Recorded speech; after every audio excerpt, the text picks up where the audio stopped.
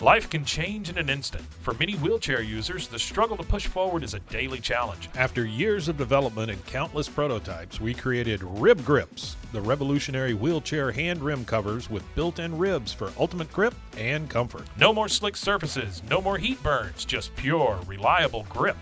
Rib Grips, empowering you to push forward with ease. Rib Grips, get a grip on your freedom. Discover the difference. Visit ribgrips.com and use promo code GRIP today.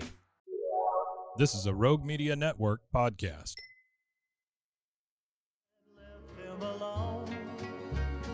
The Waco History Podcast is sponsored by Brotherwell Brewery on Historic Bridge Street in Waco.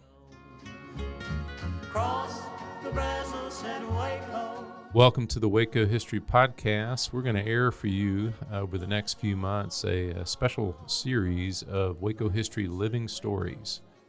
These were segments that were originally aired on KWVU here in Waco.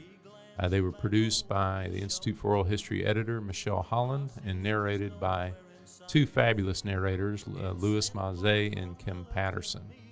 And so these highlight oral histories from the collection of the Institute for Oral History at Baylor University, which I direct, which has been around since 1970 and has over 1,000 interviews related to Waco and McLennan County history, and we're happy to highlight those here.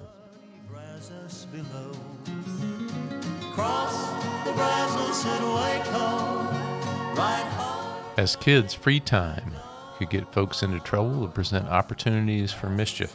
Let's hear some stories of how free time was used by kids in the past.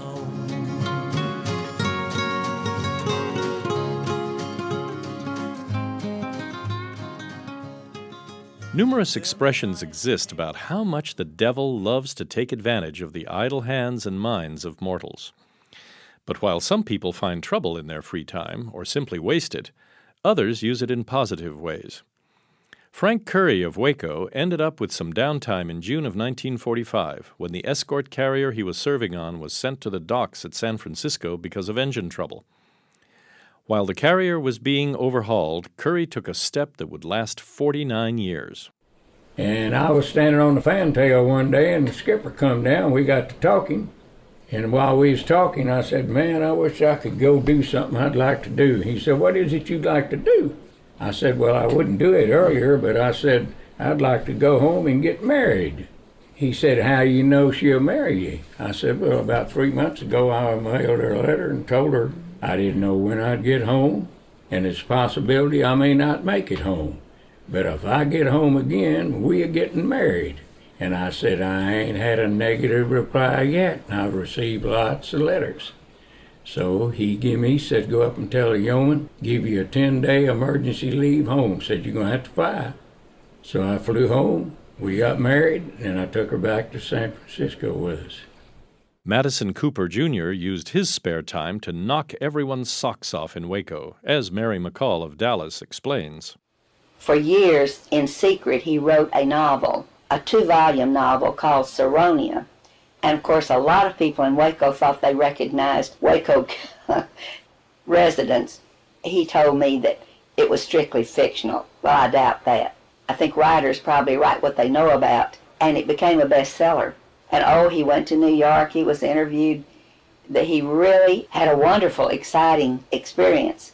And all of it was for the purpose of putting more money into his Cooper Foundation. Baptist missionary John David Hopper from the Baton Rouge area served in Eastern Europe for 19 years and learned multiple languages in order to talk with locals. Hopper recalls that in his free time he studied Esperanto, an international language created in the late 1800s to make communication possible between people who had no other language in common. I thought that's a great idea, so I became a member of the Esperanto Club.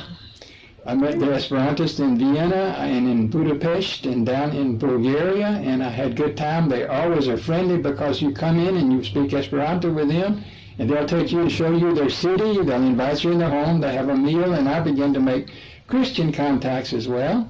And I'm a radio amateur. I had my radio amateur's license in Vienna, so on Sunday afternoons, their Esperanto group was on there from all over Europe and from South America, if the conditions were right.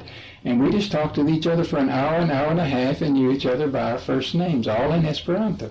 So that was just a fun thing. That wasn't serious. It was just a fun thing. And I still have my books in literature and some world literature, all of it in Esperanto. I have an Esperanto Bible that I keep.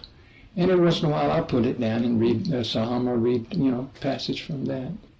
When, or if, free time presents itself, we should all consider doing something that will change the future for the better.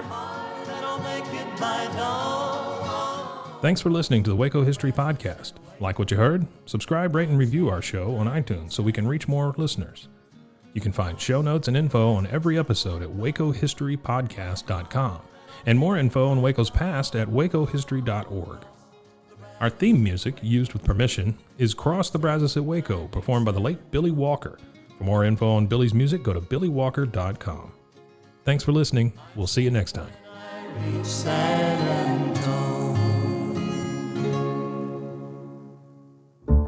This has been a Rogue Media Network production.